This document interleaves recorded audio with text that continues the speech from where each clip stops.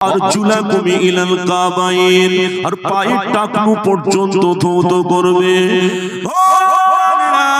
আল্লাহ পাক এই চারটি জায়গাতে ধৌত করা আমাদের জন্য ফরজ করে দিয়েছে। তাহলে ওযুর ফরজ কটা?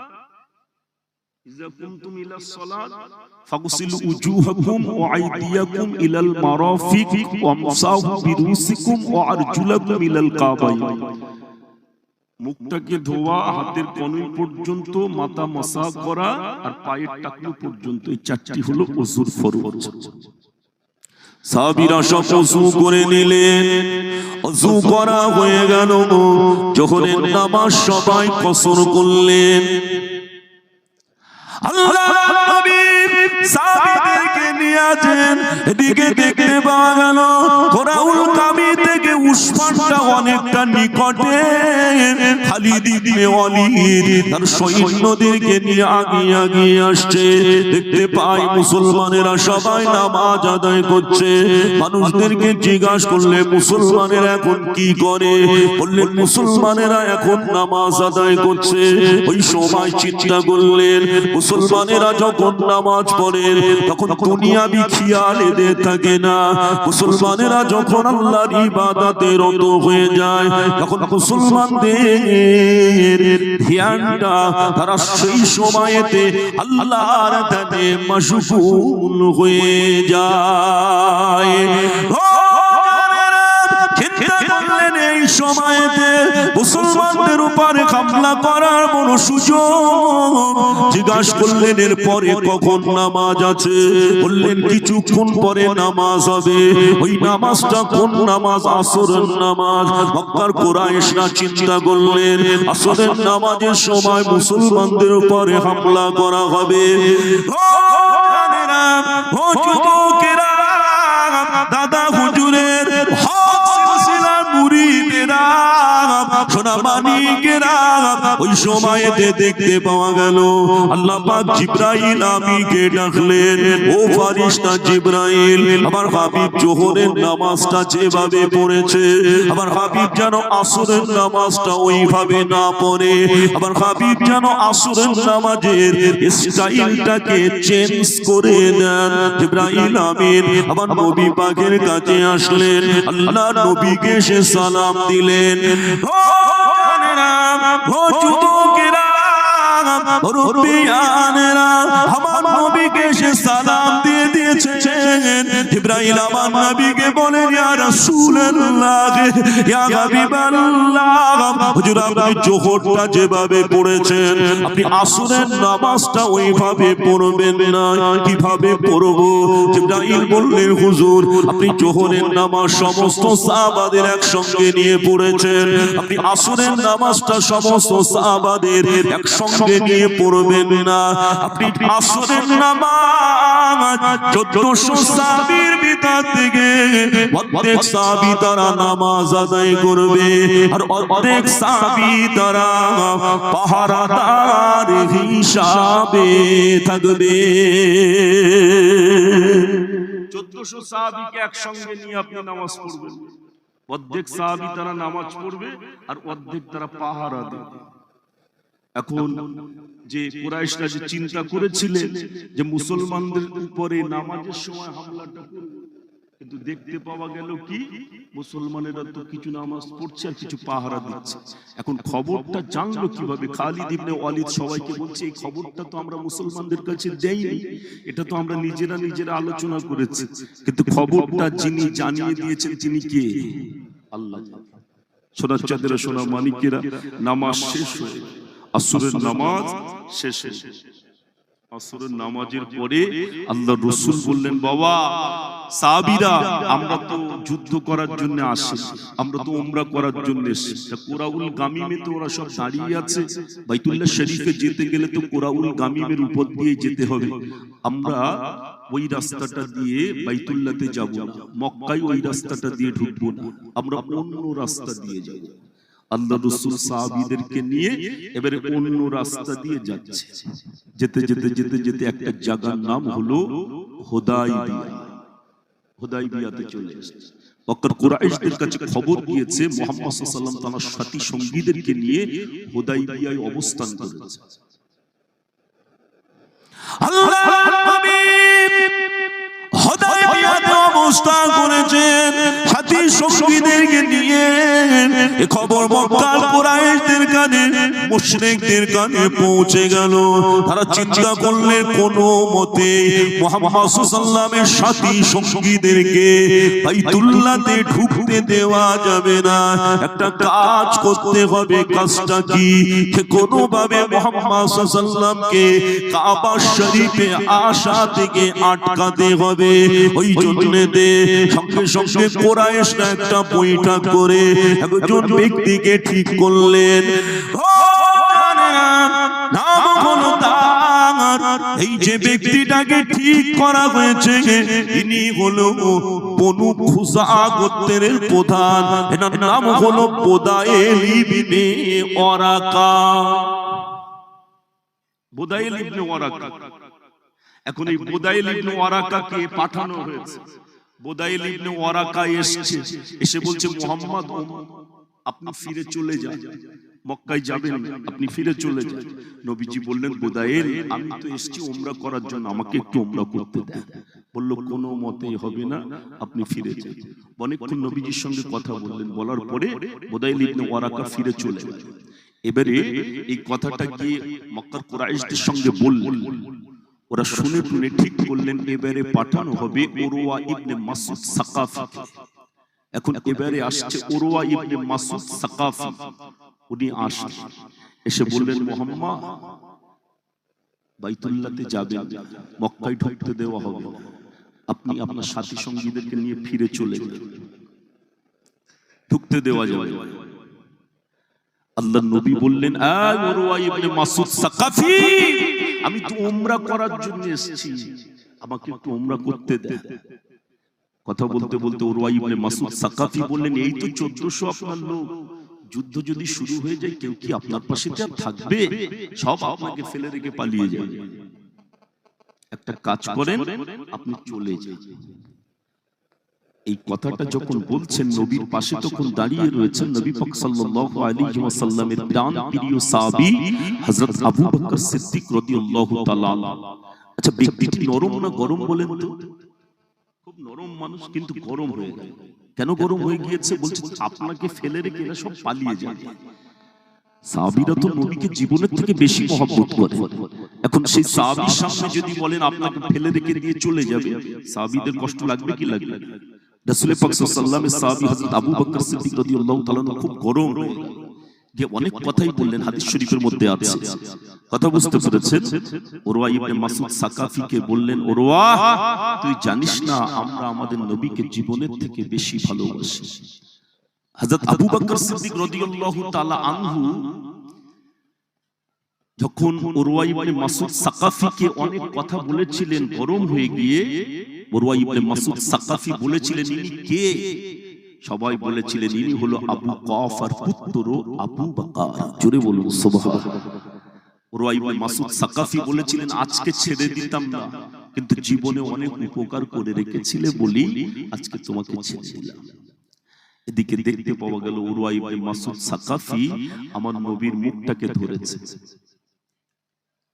আল্লাহর নবীর মুখটাকে ধরে উরওয়া ইবনে মাসউদ সাকাফি আমার নবীকে বলছে মুহাম্মদ সাল্লাল্লাহু আলাইহি ওয়াসাল্লাম ফিরে চলে যান, আপনি কোনোভাবে মক্কাতে ঢুকবেন না।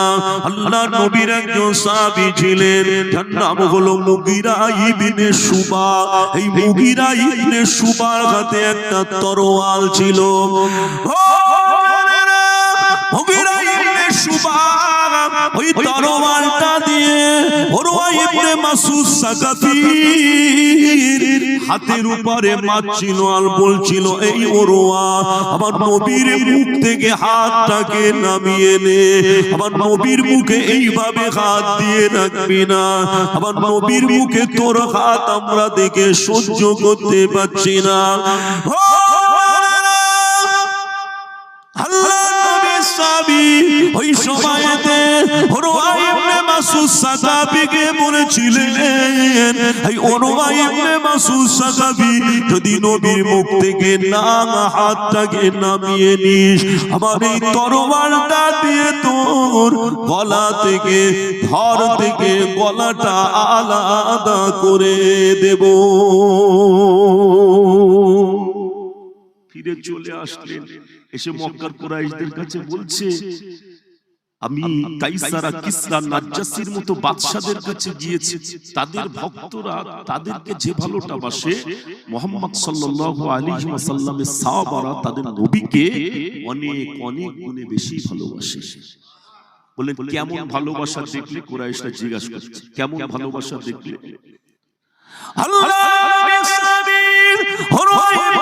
আল্লাহ নবী সাহাবীরা নবীকে কেমন ভালোবাসেন? উরওয়া ইবনে মাসউদ সাকাফি বললেন, আমি দেখলাম মুহাম্মদ সাল্লাল্লাহু আলাইহি ওয়াসাল্লাম যখন ওযু করে, ওনার ওযুর পানিটা সাহাবীরা মাটিতে পড়তে দেয় না।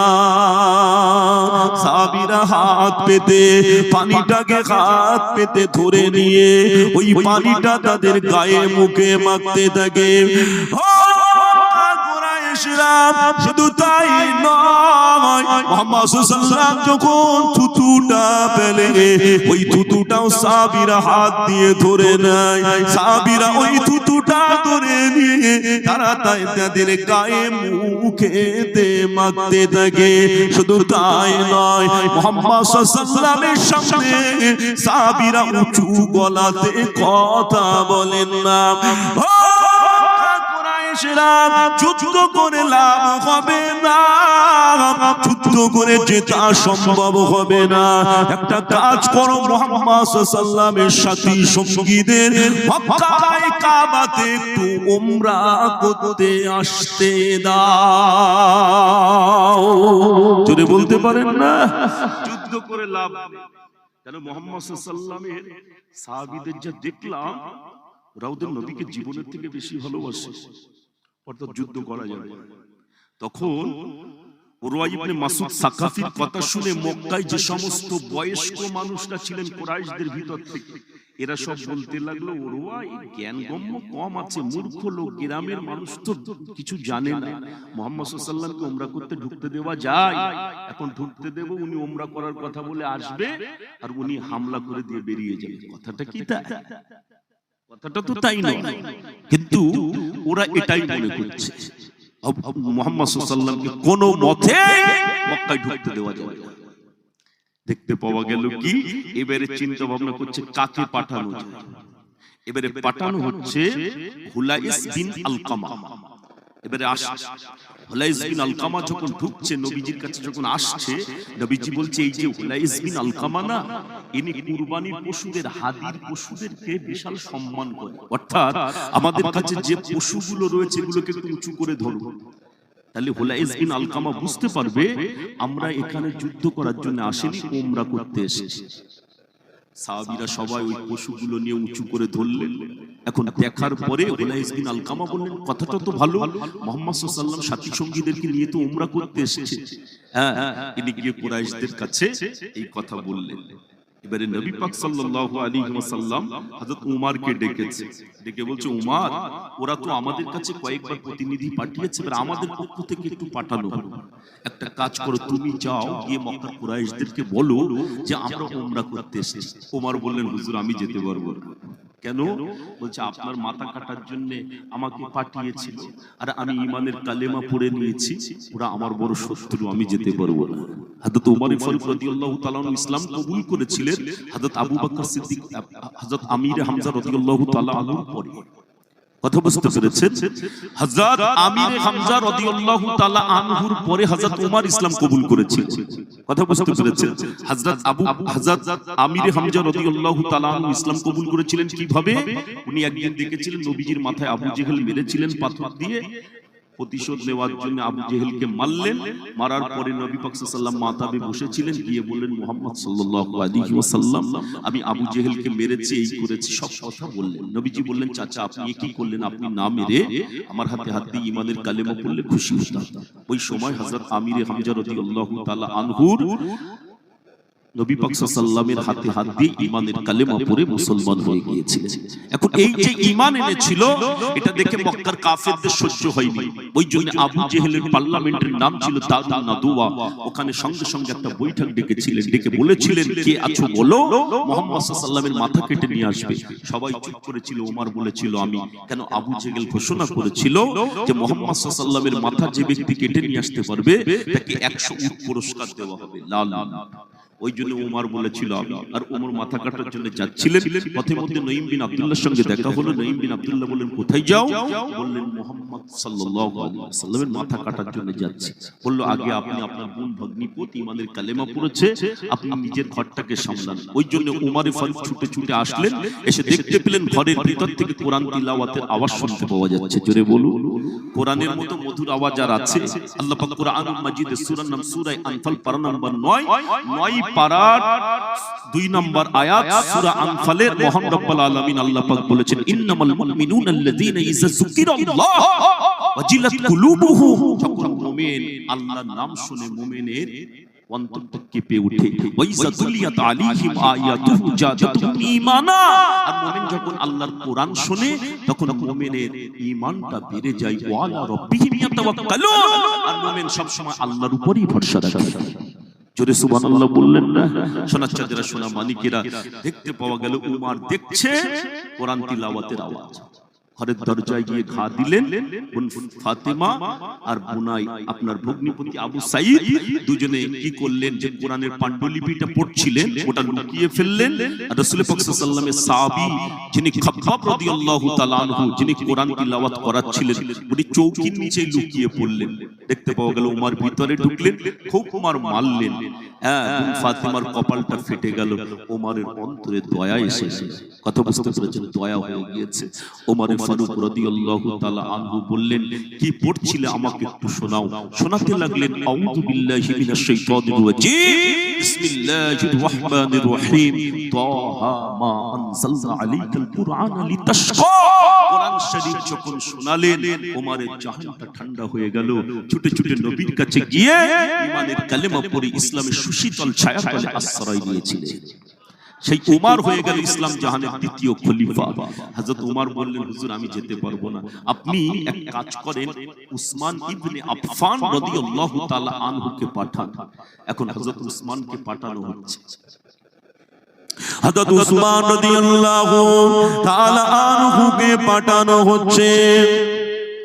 আল্লাহর নবী বললেন ও সাহাবীরা আবার উসমানকে পাঠিয়ে দেওয়া যাক। হযরত উসমান রাদিয়াল্লাহু তাআলা আনহু আসলেন।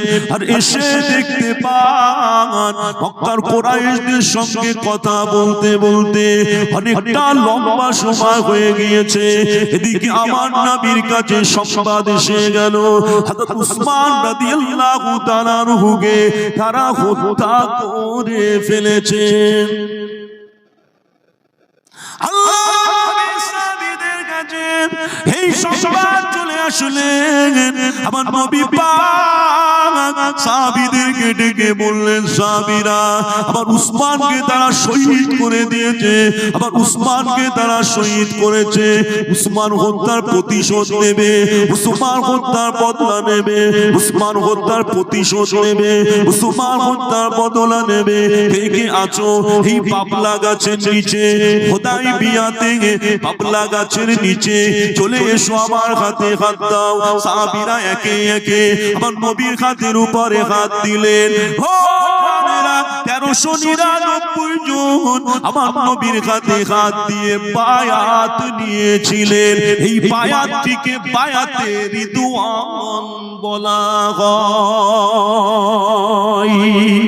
বায়াতে রিদওয়ান নবীজির হাতে 1399 জন, 1400 নয়, একজন মুনাফিক ছিল, সে হাত দেয়নি নবীর হাতে।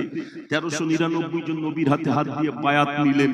নবী পাক সাল্লাল্লাহু আলাইহি ওয়াসাল্লাম বললেন, উসমান হত্যার প্রতিশোধ না নিয়ে কেউ মদিনায় ফিরে যাব না। দেখতে পাওয়া গেল কিছুক্ষণ পরই হযরত উসমান হেঁটে হেঁটে আসছে, অর্থাৎ এটা গুজব ছড়িয়ে দেওয়া হয়েছে যে উসমানকে শহীদ করে দেওয়া হয়েছে, কিন্তু তা নয়। দেখতে পাওয়া গেল সাহাবীরা সব চলে আসলেন। কথা বুঝতে পেরেছেন? উসমানকে পেয়ে খুশি হয়ে গেল। নবী পাক সাল্লাল্লাহু আলাইহি ওয়াসাল্লাম দেখলেন কিছুক্ষণের ভিতরেই কুরাইশদের ভিতর থেকে একজন লিডার আসছে, যার নাম হলো সুয়াইল বিন আমর। উনি আসলেন। আমি কিন্তু আপনাদের কাছে ষষ্ঠ হিজরির কথা বলছি, লম্বা আলোচনা নয়, একটুখানি বলে দিই বাবু, শুনে নেন। সোনা চাঁদেরা, সোনা মানিকেরা, আপনারা যে ধৈর্যের পরিচয় দিচ্ছেন, ধৈর্য ধরলে আল্লাহ অনেক বড় জায়গাতে পৌঁছে দেন। কথা বুঝতে পেরেছেন? পিজ্জাদা হুজুর কেবলার পরে আপনারা যে ধৈর্য ধরে বসে আছেন, আমি সেটা আপনাদেরকে বুঝিয়ে দিচ্ছি। সাহাবীরা তো পারতেন যুদ্ধ করতে, ঠিক বলছি না ভুল বলছি? কিন্তু সাহাবীদের আল্লাহ রাসূল কি বলেছিলেন একটুখানি আপনাদেরকে শুনিয়ে দিই। দেখতে পাওয়া গেল এবারে সুয়াইল বিন আমর এসে বললেন, মুহাম্মদ কোনো মতেই আপনাদেরকে কাবায় ঢুকতে দেব না, একটা চুক্তি করতে হবে। বাবু, আমি যে আলোচনা আপনাদের কাছে করছি, ইসলামিক ইতিহাসের এটা একটা বিশাল অধ্যায়, যেটাকে হুদাইবিয়া সন্ধি বলা হয়। যারা গিয়েছেন তারা জানেন হুদাইবিয়া, যারা আপনার মক্কা মদিনাতে গিয়েছেন, হুদাইবিয়াতে গিয়েছেন, যেখানে হুদাইবিয়া সন্ধি হচ্ছে। হুদাইবিয়া কিন্তু কোনো জায়গার নাম না, হুদাইবিয়াটা হলো একটা কূপের নাম। ওখানে ওই কূপের পাশেই যে ওখানে সন্ধিটা হয়েছিল বলেই বলা হয় হুদাইবিয়া সন্ধি। খুব ভালো করে বোঝেন। রাসূল পাক সাল্লাল্লাহু আলাইহি ওয়াসাল্লাম এবার বললেন, ঠিক আছে, সন্ধি যখন করতে চাইছেন করা হবে। এখন কার হাতে লেখার দায়িত্ব থাকবে? লেখার দায়িত্বটা দেওয়া হয়েছে হযরত আলীর হাতে। হযরত আলী কারামাল্লাহু ওয়াজহু লিখছেন, সন্ধি হচ্ছে। প্রথমেই লেখা হলো বিসমিল্লাহির রহমানির রহিম। কুরাইশ লিডার সুয়াইল বিন আমর বললেন, বিসমিল্লাহির রহমানির রহিম লেখা চলবে না। তাহলে কি লিখতে হবে? বললেন, ওখানে লেখেন বিসমিকা আল্লাহুম্মা। নবীজি বললেন, তাই লেখে।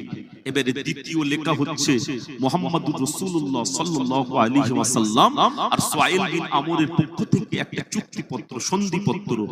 এখন সুয়াইল বিন আমর লেখা হয়ে গিয়েছে, বললেন মুহাম্মাদুর রাসূলুল্লাহ লেখা যাবে না, ওখানে লিখতে হবে মুহাম্মদ ইবনে আব্দুল্লাহ। মুহাম্মদকে রাসূল বলে যদি মানতাম তাহলে তো মিটেই যেত। আমরা মুহাম্মদকে রাসূল হিসাবে মানি না, অর্থাৎ ওখানে মুহাম্মাদুর রাসূলুল্লাহ লেখা যাবে না, ওখানে লিখতে হবে মুহাম্মদ ইবনে আব্দুল্লাহ। নবী পাক সাল্লাল্লাহু আলাইহি ওয়াসাল্লাম বলেন, আলী, যেখানটায় লিখেছো মুহাম্মাদুর রাসূলুল্লাহ ওটা কেটে দাও।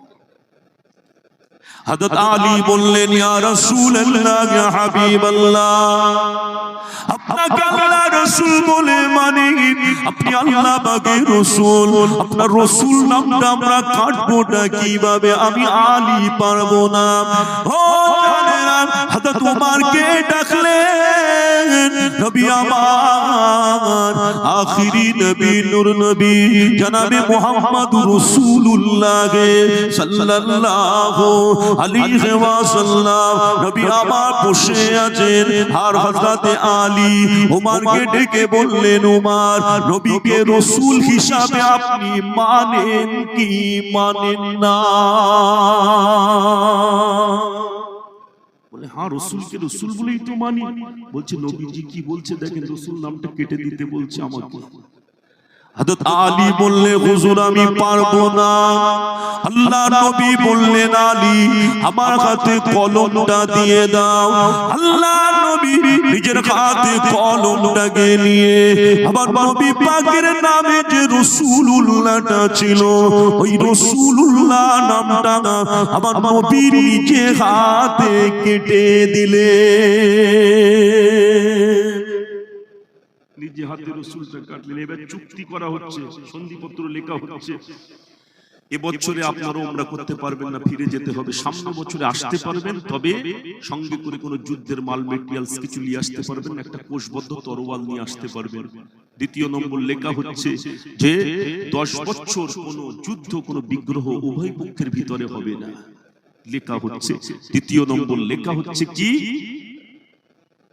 মক্কা থেকে যদি কোনো মানুষ মদিনায় যায় তাহলে আমাদের কাছে ফিরিয়ে দিতে হবে, আর মদিনা থেকে যদি কেউ মক্কায় আসে ফিরিয়ে দেব না। আচ্ছা, এই যে লেখাটা হচ্ছে, এই যে আপনার সন্ধিটা হচ্ছে, সব মুসলমানদের পক্ষে না মুশরিকদের পক্ষে যাচ্ছে? সব অপরাধের পক্ষে নবীজি কি বলছে? সাহাবীরা সবর করো। আল্লাহ নবী বললেন, ও সাহাবীরা, আল্লাহ পাক অতি সহজে বিজয় দিয়ে দেবেন, অতি শীঘ্রই বিজয় দেবে, ঘাবড়ে যেও না, চিন্তা করো না। আল্লাহ নবীর কাছে একজন ছুটে ছুটে আসলেন, তিনি হলেন আমার নবী পাকের সাহাবী, তার নাম হলো আবু সিন্দাল। এই আবু সিন্দাল ছিল মক্কার কুরাইশ লিডার সুয়াইল বিন আমরের বেটা। আবু সিন্দালের হাতেতে ছেকল বাঁধা, পায়েতে ছেকল বাঁধা। আবু সিন্দাল ছুটে ছুটে নবীর কাছে আসলেন, ইয়া রাসূলুল্লাহ, ইয়া হাবিবাল্লাহ, হুজুর আমাকে এরা কত কষ্ট দেয়, কত মান না মারে, আমি ইসলাম কবুল করে নিয়েছি, কলেমা পড়ে নিয়েছি বলে আমাকে কত কষ্ট দেয়। হুজুর ওই পাহাড়ের পাথরের সঙ্গে আমাকে বেঁধে রাখে, হুজুর আমাকে এরা কষ্ট দেয়, আমাকে খেতে দেয় না, কত মান না মারে। হুজুর আপনি মদিনায় চলে যাবেন, আমাকে একটু সাথে করে মদিনায় নিয়ে চলেন। মক্কার কুরাইশ লিডার সুয়াইল বিন আমর বলেছিলেন, মুহাম্মদ, চুক্তিপত্রতে লেখা হয়েছে মক্কার যদি কোনো মানুষ মদিনায় যায় আমাদেরকে ফিরিয়ে দিতে হবে। অর্থাৎ আবু সিন্দাল হলো মক্কারই মানুষ, তাকে আপনি কোনো মতে মদিনায় নিয়ে যেতে পারবেন না।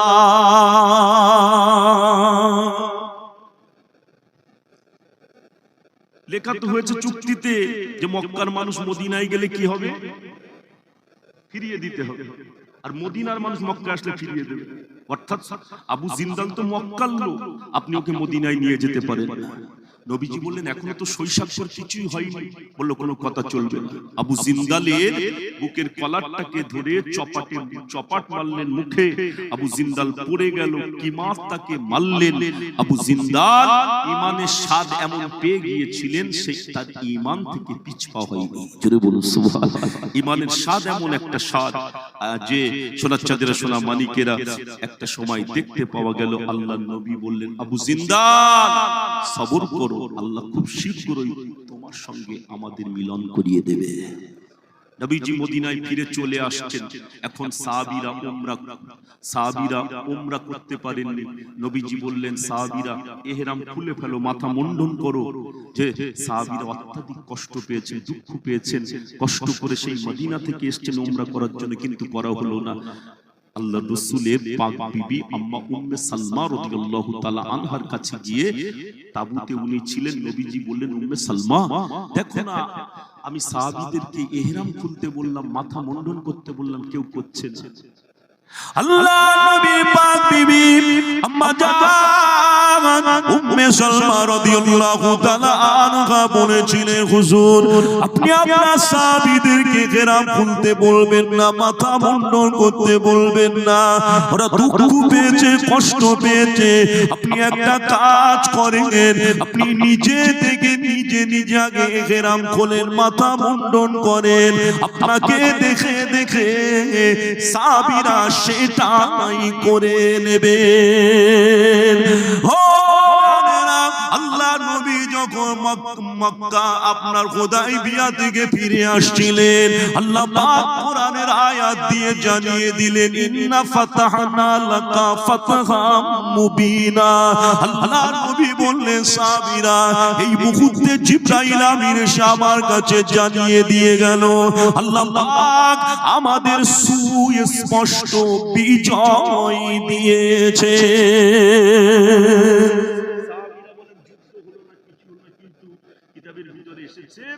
এই ইন্না ফাতাহনা লাকা ফাতহাম মুবিনা, এটা আপনার ইঙ্গিত করছিল বিজয়, আপনার মক্কা বিজয়ের কথা। বুঝতে পেরেছেন? ষষ্ঠ হিজরিতে হুদায়বিয়ার সন্ধি হলো, 1400 সাহাবী সেখানে ছিল। সপ্তম হিজরিতে খয়বার হলো, আর অষ্টম হিজরিতে নবীজি 10,000 সাহাবীকে নিয়ে ফাতে মক্কা করেছিলেন। জোরে বলুন, 10,000 সাহাবী। আর দশম হিজরিতে নবীজি বিদায় হজ করেছিলেন। সোনার চাঁদের সোনা মানিকেরা, আমি এতক্ষণ ধরে আপনাদের কাছে হুদাইবিয়ার কথাই বললাম। এখন এই হুদাইবিয়ার পরে আপনার মক্কা বিজয়টা কিভাবে হয়েছিল যদি সেই ঘটনাটা বলতে চাই, অনেক লম্বা ইতিহাস। মক্কায় দুটো গোত্র ছিল, সে থেকে কিভাবে কি হলো, যে হুদাইবিয়া সন্ধিকে কিভাবে ওরা ভঙ্গ করেছিল, অনেক কথা আমি আর ওদিকে বাড়াতে চাইছি না। তাহলে চিন্তা করে সাহাবীরা নবীকে কতটা ভালোবাসে। এটা সুয়াইল বিন আমর আপনার এটা গিয়ে আপনার উরওয়া ইবনে মাসউদ সাকাফি মক্কার কুরাইশদের কাছে গিয়ে বলেছিলেন তারা নবীকে, সাহাবীরা নবীকে কতটা ভালোবাসে, জীবনের থেকে বেশি সেই নবীকে ভালোবেসে আজকে আপনারাও এখানে বসে আছেন। কথা ঠিক বলছি না ভুল বলছি? এটা প্রতি বছরই এই মাহফিলটা হয়। এই মাহফিলের জন্য আমি একটুখানি নবীর মহব্বতে একজন ব্যক্তিকে একটু দেখতে চাইছি যে 10,000 টাকা নবীর মহব্বতে একজন ব্যক্তি দেবেন, আল্লাহ কবুল করেন। আপনাদের দ্বারাতেও অনেক সেবামূলক কাজও এখানে হয়। আমি দেখছিলাম সোনার চাঁদের সোনা মানিকেরা, আমার নয়নের তকবীর দেন, নারে তাকবীর, নারে তাকবীর। দাতাগণ বলুন জিন্দাবাদ, দাতাগণ বলুন জিন্দাবাদ, নারে তাকবীর। আল্লাহ পাক আপনা বান্দা জনাব মুস্তাফিজুর আলম সাহেব আল্লাহ পাক 10,000 টাকা দিয়েছেন। আল্লাহ এই দানকে আপনি কবুল করেন, আল্লাহ হায়াতকে দারাজ করেন, আল্লাহ শরীরকে সুস্থ রাখেন, আল্লাহ জীবনে অভাব দেবেন না, আল্লাহ জীবনে কষ্ট দেবেন না। আল্লাহ পাক 10,000 টাকা দিয়েছেন, আল্লাহ এই দানকে আপনি কবুল করে নিন। এই দানে ওসিলায় জনাব মুস্তাফিজুর সাহেবের বাড়ির বালা মুসিবতকে দূর করে দিন। বংশে ভাই মুরব্বি যারা আল্লাহ কবরবাসী হয়ে গেল, যদি কারো কবরে কোনো কারণবশত আযাব হয়, ও রব্বুল আলামিন আল্লাহ আযাবে কবরকে মাফ করে ওটাদের কবরগুলোকে আপনি জান্নাতের গোলাপ ফুলের বাগান করে দিন। বলুন আমিন। আরে একটু জোরে বলুন আল্লাহুম্মা আমিন, একটু জোরে বলেন আল্লাহুম্মা আমিন। একটু তাকবীর দেন তো, নারে তাকবীর, নারে তাকবীর, নারে তাকবীর। আল্লাহ বাবু আর একজন ব্যক্তি একটু 10,000 টাকা দেওয়ার মতো আল্লাহ কবুল করেন। আপনাদের ভিতর থেকে একজন ব্যক্তি হবে না নবীর মহব্বতে দেবেন, আল্লাহ কবুল করেন। আল্লাহ আপনাদের বিপদ আপদ বালা মুসিবত থেকে হেফাজত করেন। 10,000 টাকা নবীর মহব্বতে এই মাহফিলের জন্য একজন ব্যক্তি একটুখানি বলেন, আল্লাহ কবুল করে নেন, আল্লাহ কবুল করে নেন। আল্লাহ পাক আপনাদের রুজিতে রোজগারে বরকত দেন। 2 নম্বরে একজন ব্যক্তি 10,000 টাকা দেবেন আপনাদের ভিতর থেকে। সামনে বছর এই মাহফিল হবে, নবীর মহব্বতে একজন ব্যক্তি 10,000 টাকা, জনাব মুকদ্দাস হোসেন সাহেব আল্লাহ নগদে 1,000 টাকা দিয়েছেন। আল্লাহ দানকে কবুল করেন, শরীরকে সুস্থ রাখেন, বিপদ আপদ বালা মুসিবত থেকে আল্লাহ হেফাজত করেন। আব্বা জানের কবরটাকে আল্লাহ পাক জান্নাতের গোলাপ ফুলের বাগান বানিয়ে দেন। বলুন আল্লাহুম্মা আমিন, বলুন আল্লাহুম্মা আমিন। 10,000 টাকা আর একজন হবে না বাবু, যেখানে আল্লাহর নাম সেখানে নবীর নাম, যে নবীর মহব্বতে যে আল্লাহর নামে যে 10,000 টাকা, নবীর মহব্বতে আর একজন ব্যক্তি 10,000 টাকা। একটুখানি বলেন আল্লাহ কবুল করেন, আপনাদের মনের আশা আল্লাহ পূর্ণ করেন। 10,000 টাকা আর একজন হবে না।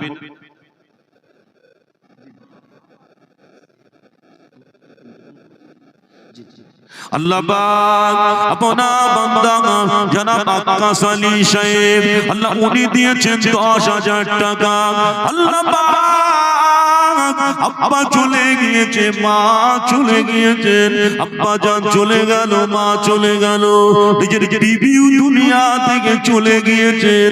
আল্লাহ পাক এই দানে ওসিলায় জনাব আক্কাস আলী সাহেবের আব্বা মা বিবি কবরটাকে আল্লাহ আপনি জান্নাতের গোলাপ ফুলের বাগান করে দিন।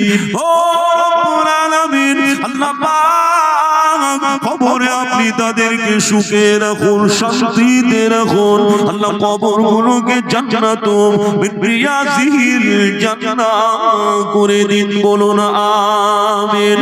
আল্লাহ পাক জানাব আক্কাস আলী সাহেবের আল্লাহ হায়াতে আপনি বরকত দিন। আল্লাহ ওই বাড়িতে যে সমস্ত বাচ্চারা আছেন আল্লাহ তাদের হায়াতে বরকত দিন, উচ্চ শিক্ষায় শিক্ষিত করুন, বংশে গৌরব করুন। আল্লাহ আব্বা মায়ের কলিজাকে ঠান্ডা রেখে দিন, বলুন আমিন। ফিরে কামেনের নেক দোয়া, ফুরফুরা দরবার শরীফের দোয়া, ফিরে কামেনের নেক দোয়া, বসিরাট মাওলানা বাগ দরবার শরীফের দোয়া। ও আমিন। আল্লাহ পাক দাতাদের ভাগ্যে নসিবে কবুল করুন, বলুন আমিন। আর একটু জোরে বলুন আল্লাহুম্মা আমিন। নারে তাকবীর, একটু জোরে বলুন নারে তাকবীর। গোপন দান 1500 টাকা দিয়েছেন, আল্লাহ দানকে কবুল করে। আল্লাহ পাক আব্দুল রাজ্জাক সাহেব, যে আব্দুল রাজ্জাক সাহেব আপনার ময়না উত্তরপাড়া, উনি 2000 টাকা দিয়েছেন, আল্লাহ দানকে কবুল। গোপন দান 3000 টাকা দিয়েছেন, আল্লাহ দানকে কবুল করেন, মনের আশাকে পূর্ণ করেন। জি জি জনাব মান্নান, জি জি আব্দুল মান্নান সাহেব 5000 টাকা দিয়েছেন, আল্লাহ দানকে কবুল করেন। আল্লাহ গোপনে 500 দিয়েছেন। জি মকবুল হোসেন সাহেব উনি 3000 টাকা দিয়েছেন, আল্লাহ দানকে কবুল করেন। আনিসুর সাহেব, জি আনিসুর রহমান সাহেব সমস্ত লবণ দেবেন, আল্লাহ দানকে কবুল করেন। আল্লাহ পাক দানকে কবুল করেন। আল্লাহ 5000 টাকা দিয়েছেন, আল্লাহ 3000 টাকা দিয়েছেন। ও আলামিন, আল্লাহ পাক আপনি তো সব কিছু দেখেন, আল্লাহ আপনি সব কিছু জানেন। আল্লাহ পাক আপনার কাছে দোয়া চাই, এই হাত দিয়ে কতবার কাবা শরীফের গেলাম ধরেছি, ঠিক নাই? আল্লাহ পাক আপনার হাজরে আসওয়াদে কতবার আল্লাহ চুমা দিয়েছি, ঠিক নাই? আল্লাহ আপনার কাছে দোয়া চাই, আল্লাহ এদের জীবনে অভাব দেবেন না, কষ্ট দেবেন না। আল্লাহ আপনার দাতা সাখী বান্দারা যে জানিয়াত নিয়ে আশা দিয়ে উদ্দেশ্য নিয়ে আপনার হাবিবের মহব্বতে এই মাহফিলে দান করেন, আল্লাহ প্রত্যেকের নিয়াত আশাকে আপনি পূর্ণ করে দিন। আল্লাহ প্রত্যেকের রুজিতে রোজগারে বরকত দিন। আল্লাহ পাক দয়াময় দয়া করে প্রত্যেকের শরীরকে আল্লাহ আপনি সুস্থ রেখে দিন। ও আলামিন, আল্লাহ পাক বাড়িতে যে সমস্ত বাচ্চারা রয়েছেন আল্লাহ উচ্চ শিক্ষা শিক্ষিত করুন, আল্লাহ বংশে গৌরব করুন। আল্লাহ উচ্চ শিক্ষা শিক্ষিত করুন, আল্লাহ বংশে গৌরব করুন। মা বাপের কলিজাকে আল্লাহ পাক আপনি ঠান্ডা করে দিন, বলুন আমিন। আর একটু জোরে বলুন আমিন। আল্লাহ পাক আপনার বান্দা গোপনেতে 1500 টাকা দিয়েছেন, আল্লাহ পাক 15000 টাকার তাকবীর দেন, নারে তাকবীর, আরো জোরে দেন নারে তাকবীর, নারে তাকবীর। 15000 টাকা বলুন মারহাবা, 15000 টাকা বলুন মারহাবা, নারে তাকবীর। আল্লাহ পাক আপনার বান্দা আল্লাহ গোপনেতে 15000 দিয়েছেন, যোগ্য বাপের যোগ্য সন্তান কোথায় দেখো ছিল, আর নবীর প্রেমে পাগল হয়ে 15000 দিল। আল্লাহ তুমি দয়াময়, দয়া যে করো, 15000 দান করিল, কবুল করে নিও। হে দানেরই ওসিলাতে জান্নাতে যে দিবে, ফুলসিরাত বিদ্যুতের ন্যায় পার করে নিবে। ও বাড়ি দোয়া করি দাতা বান্দার তরে, আর সহি সালামতের খোদা দুনিয়ার মাঝারে। আমি নয়ামিন মাওলা সুম্মা আমিন, 15000 টাকা দান করিল, কবুল করে নিন, বলুন আমিন। আর একটু জোরে বলুন আমিন। নারে তাকবীর। একদিন তেল দেবেন গোপনে, আল্লাহ তাআলা কবুল করেন। আর আল্লাহ তাআলা নগদে আমার মায়েরা বোনেরা দিয়েছেন, আল্লাহ পাক দানকে কবুল করেন, আল্লাহ সংসারে শান্তি দেন। আল্লাহ পাক আমার এই মনেরই সেই কামনা সোনার মদিনা, আমার এই মনেরই সেই কামনা সোনার মদিনা। হৃদয় মাঝে আছো তুমি কেন বোঝো না, হৃদয় মাঝে আছো তুমি কেন বোঝো না, আমার এই মনেরই সেই কামনা সোনার মদিনা, আমার এই মনেরই সেই কামনা সোনার মদিনা। সবুজ গম্বুজের নিচে একটু দাঁড়াবো, প্রাণের প্রিয় নবীজিকে সালাম করিব। সবুজ গম্বুজের নিচে একটু দাঁড়াবো, প্রাণের প্রিয় নবীজিকে সালাম করিব। যে নবীকে দেখলে পরে, যে নবীকে দেখলে পরে জাহান্নাম হারাম হয়ে যায়, যে নবীকে দেখলে পরে জাহান্নাম হারাম হয়ে যায়। আমার এই মনেরই সেই কামনা সোনার মদিনা, আমার এই মনেরই সেই কামনা সোনার মদিনা। জান্নাতুল বাকিতে একটু ঘুরিব, জান্নাতুল বাকিটা একটু দেখিব, প্রাণের প্রিয় সাহাবীদের সালাম করিব। জান্নাতুল বাকিটা একটু ঘুরিব, প্রাণের প্রিয় সাহাবীদের সালাম করিব। যাদের কথা পড়লে মনে কান্না থামে না, যাদের কথা পড়লে মনে কান্না থামে না, আমার এই মনেরই সেই কামনা সোনার মদিনা, আমার এই মনেরই সেই কামনা সোনার মদিনা। নারে তাকবীর, একটু জোরে বলুন নারে তাকবীর, নারে তাকবীর।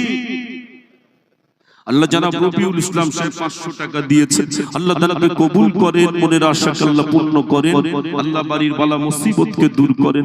আল্লাহ পাক জানাব কাদির সাহেব সমস্ত লবণ দিয়ে দেবেন, আল্লাহ তাআলা কবুল করেন। গোপন দান 500 টাকা দিয়েছেন, আল্লাহ দানকে কবুল করেন। আল্লাহ পাক আপনার দাতা বান্দারা যে জানিয়াত নিয়ে আশা নিয়ে উদ্দেশ্য নিয়ে আল্লাহ আজকের মাহফিলে দাঁড় করেন, প্রত্যেকের নিয়াত আশা উদ্দেশ্যকে আল্লাহ আপনি পূর্ণ করে দিন। আমিন। আল্লাহ পাকের দরে ওসিলা করে দাদাদের বংশে ভাই মুরব্বি যারা আল্লাহ কবরবাসী হয়ে গিয়েছেন, আল্লাহ মোর্দাদের কবরগুলো আল্লাহ জান্নাতের গোলাপ ফুলের বাগান করে দিন। বলুন আমিন। আরে একটু জোরে বলুন আমিন। নারে তাকবীর, নারে তাকবীর। যে রাজু আলী আর মাহিন হক 5000 টাকা দেবেন, তাকবীর দেন, নারে তাকবীর। আল্লাহ পাক দানকে কবুল করেন। আল্লাহ পাক জানাব রাজু সাহেব আর মাহিন সাহেব আল্লাহ দুইজনে মিলে 5000 টাকা দেবেন, আল্লাহ দানকে কবুল করেন, মনের আশাকে পূর্ণ করেন, রুজিতে রোজগারে বরকত দেন। বংশের ভাই মুরব্বি যারা কবরবাসী হয়ে গিয়েছেন আল্লাহ মুর্দাদের কবরে আযাবকে maaf করে আল্লাহ মুর্দাদের কবরগুলোকে আপনি জান্নাতের গোলাপ ফুলের বাগান করে দিন। বলুন আমিন। আল্লাহ পাক পীরে কামেনের দোয়া, ফুরফুরা দরবার শরীফের দোয়া, পীরে কামেনের দোয়া, ওসিরাট মাওলানা পাক দরবার শরীফের দোয়া আল্লাহ দাতাদের ভাগ্যে নসিবে কবুল করুন। বলুন আমিন। আল্লাহ 3000 টাকা দিয়েছেন গোপনে, আল্লাহ এ দানকে কবুল করুন, আল্লাহ মনের আশাকে পূর্ণ করুন। আল্লাহ পাক আপনার আরেক বান্দা আল্লাহ নিজামউদ্দিন সাহেব আল্লাহ পাক উনি দিয়েছেন 1000 টাকা, আল্লাহ দানকে কবুল করেন, আল্লাহ হায়াতে দারাজ করেন। আল্লাহ গোপনেতে দিয়েছেন 1001 টাকা, আল্লাহ দানকে কবুল করেন। গোপনেতে দিয়েছেন 500 টাকা, আল্লাহ দানকে কবুল করেন, মনের আশা পূর্ণ করেন। আব্দুল কাদের সাহেব সমস্ত লবণ দিয়েছেন, আল্লাহ এ দানকে কবুল করেন, মনের আশা পূর্ণ করেন। আপনার আরেকজন বান্দা আল্লাহ পাক জিয়াউল হক সাহেব আল্লাহ পাক উনি দিয়েছেন আল্লাহ পাক 1000 টাকা। আমিন। 10,000 15,000 5,000 2,000 1,000 আল্লাহ যে যেমন দিয়েছে তেমন নাকি আল্লাহ জীবনের অভাব দেবেন না, আল্লাহ জীবনের কষ্ট দেবেন না, আল্লাহ জীবনে অভাব দেবেন না, আল্লাহ জীবনে কষ্ট দেবেন না। আল্লাহ আজ থেকে নিয়ে আসমান থেকে বরকতের দরওয়াজা খুলে দিন, বলুন আমিন। আরে একটু জোরে বলুন আমিন। আল্লাহ পাক দয়া করে গোপনেতে সমস্ত পাতা দেবেন, আল্লাহ দানকে কবুল করেন। আল্লাহ শাকির হোসেন সাহেব, আল্লাহ পাক কি লিখেছেন, সমস্ত গোলাপ পানি দিয়ে দেবেন, আল্লাহ তাকে কবুল করে মনে আশা পূর্ণ করেন। আল্লাহ পাক হায়াতে বরকত দিন, বিপদ আপদ মুসিবত থেকে হেফাজত করুন। আল্লাহ আসমানের বালা আল্লাহ আসমানে উঠিয়ে দিন, আল্লাহ জমিনের বালা জমিনে দাফন করে দিন। আল্লাহ পাক আপনার বান্দা আমার অত্যন্ত মহব্বতের আমার মামা দিয়ে গেল আল্লাহ 2000 টাকা, আল্লাহ তাকে কবুল করেন, আল্লাহ হায়াতকে দারাজ করেন। সম্মানীয় হাজী সাহেব আমিন, আল্লাহ তাকে কবুল করেন। কাবা শরীফের মেহমান, আল্লাহ বাইতুল্লাহ শরীফ থেকে ঘুরে আসা মানুষ, আল্লাহ ক্যাশ টাকা 2000 টাকা দিলেন, আল্লাহ নানাজানের কবরটাকে আপনি জান্নাতের গোলাপ ফুলের বাগান বানিয়ে দিন। কলিজার টুকরা সন্তানদেরকে ভালো রাখুন, আল্লাহ উচ্চ শিক্ষায় শিক্ষিত করুন, দ্বীনের মুজাহিদ করুন। আল্লাহ পাক দাতাদের মনের আশা পূর্ণ করুন, দাতাদের দ্বারে ওসিলা আল্লাহ দাতাদের বাড়িতে আপনি রহমত ও বরকতের দরওয়াজা খুলে দিন, বলুন আমিন। আরে একটু জোরে বলুন আমিন। নারে তাকবীর। আল্লাহ কবুল করুন। রাকিব হোসেন সাহেব দাদুর নামে দিচ্ছেন 5000 টাকা।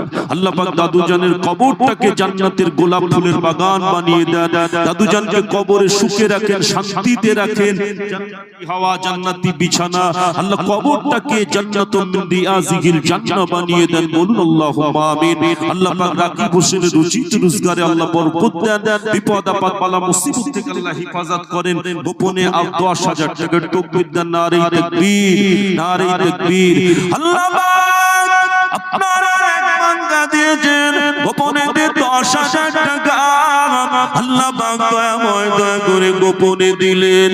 আল্লাহ এই দানকে আপনি কবুল করে হায়াত দারাজ করেন, শরীর সুস্থ রাখেন, রুজিতে রোজগারে আল্লাহ বরকত দেন।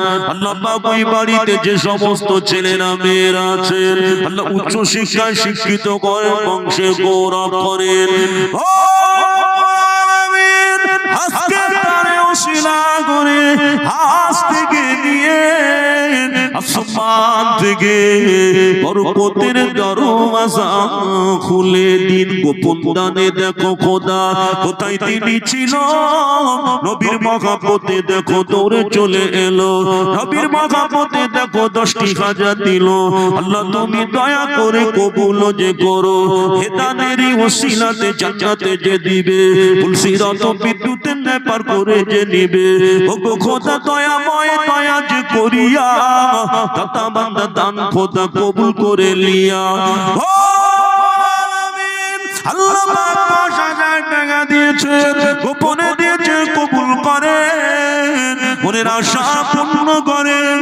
আল্লাহ পাক আজকে দরে ওসিলায় দাতা বান্দাদের বংশে ভাই মুরব্বিদের কবরগুলো আল্লাহ জান্নাতের গোলাপ ফুলের বাগান করে দিন, বলুন আমিন। আমার মরণ আসিবে কখন কেউ তো জানে না, আমার মরণ আসিবে কখন কেউ তো জানে না। আমি চলে গেলে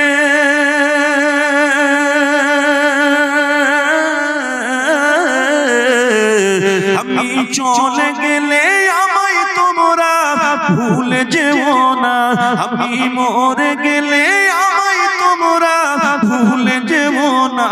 আমার মরণ আসিবে কখন কেউ তো জানে না, আমার মরণ আসিবে কখন কেউ তো জানে না। দুনিয়ায় চিরজীবন থাকার জায়গা না, অন্ধকার কবর যে আমার আসল ঠিকানা। এই দুনিয়ায় চিরজীবন থাকার জায়গা না, অন্ধকার কবর যে আমার আসল ঠিকানা। সবাই রেখে আমায় চলে যাবে, সঙ্গী হবে না। সবাই রেখে আমায় চলে যাবে, সঙ্গী হবে না। আমার মরণ আসিবে কখন কেউ তো জানে না, আমার মরণ আসিবে কখন কেউ তো জানে না। কবর মাঝে আব্বা মাকে দেখা যাবে না, দেখবো যাকে তিনি হলেন শাহে মদিনা। জোরে বলতে পারেন একটু সুবহানাল্লাহ। কবর মাঝে আব্বা মাকে দেখা যাবে না, দেখবো যাকে তিনি হলেন শাহে মদিনা। বুঝবো সেদিন নবী বিনে আপন কেহ না, বুঝবো সেদিন নবী বিনে আপন কেহ না। আমার মরণ আসিবে কখন কেউ তো জানে না, আমার মরণ আসিবে কখন কেউ তো জানে না। আমি চলে গেলে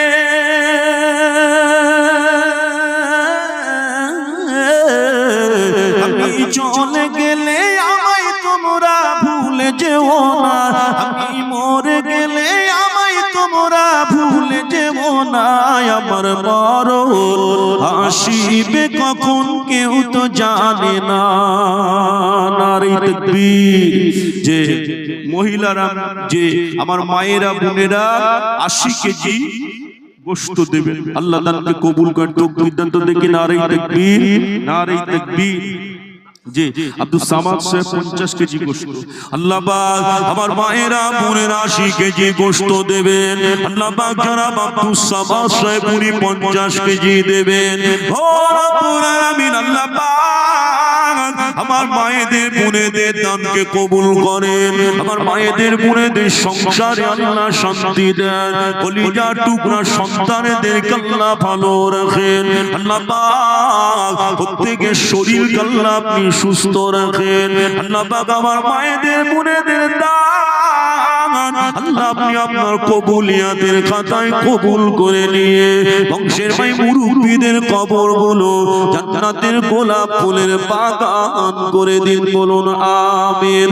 আল্লাহ পাক আরিজুল ইসলাম সাহেব আল্লাহ 4000 টাকা দিয়েছেন, আল্লাহ দানকে কবুল করেন। আল্লাহ পাক জনাব হাজী সাহেব, হাজী সিরাজ সাহেব আল্লাহ উনি দিয়েছেন 3000 টাকা, আল্লাহ দানকে কবুল করেন। আল্লাহ পাক ইসমাইল হক সাহেব দিয়েছেন আল্লাহ 3000 টাকা, আল্লাহ দানকে কবুল করেন, মনের আশাকে পূর্ণ করেন। আল্লাহ পাক আতিয়ার রহমান সাহেব দিয়েছেন আল্লাহ 2000 টাকা, আল্লাহ দানকে কবুল করেন। নূর ইসলাম সাহেব দিয়েছেন আল্লাহ 2000 টাকা, আল্লাহ দানকে কবুল করেন, মনের আশা পূর্ণ করেন। আল্লাহ জনাব রাকিবুল হক সাহেব দিয়েছেন আল্লাহ 1000 টাকা, আল্লাহ দানকে কবুল করেন।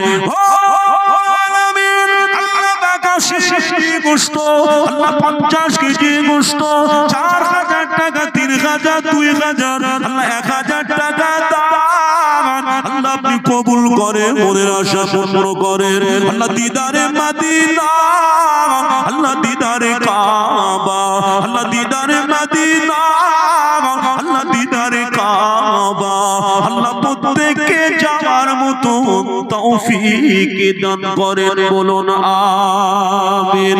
আর একটু জোরে বলুন আমিন। আল্লাহ পাক